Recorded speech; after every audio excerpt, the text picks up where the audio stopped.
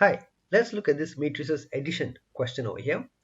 In order for us to do the addition, first we need to confirm that they both have the same dimensions. For the first matrix over here, we see that we have 2 rows and 3 columns, so it is 2 by 3. And the second matrix also 2 rows by 3 columns. Okay, so they both have the same dimensions. So with that, we can proceed with the addition. Now, to do the addition, what we do is we perform the addition based on their position in the matrix. Okay, so if I were to write out the positioning here, we can say that the first element, row 1, column 1 is A11, A12, A13, followed by A21, A22, and A23.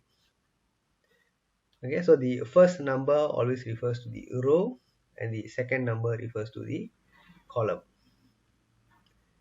Okay, now with that we're going to add A11, the first row first column element here, 2 plus first row first column element from the second matrix. Okay, and then we carry on for each of the elements, so you have 1 plus 3, okay, row 1 column 2 and row 1 column 3, 4 plus 0. So once we are done with all the numbers in row 1, we can proceed to row 2. So for row 2, we have row 2 column 1, 3 plus minus 2, row 2 column 2, minus 1 plus 1, and row 2 column 3, 0 plus 0.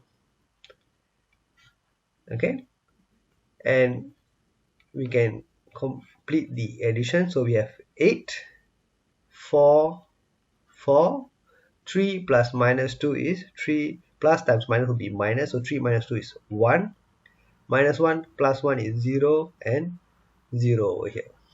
So that is the final answer here for this matrix addition question. Alright, thank you for watching, and do check out all our videos and lessons on our .r YouTube channel and website. Thank you. Bye.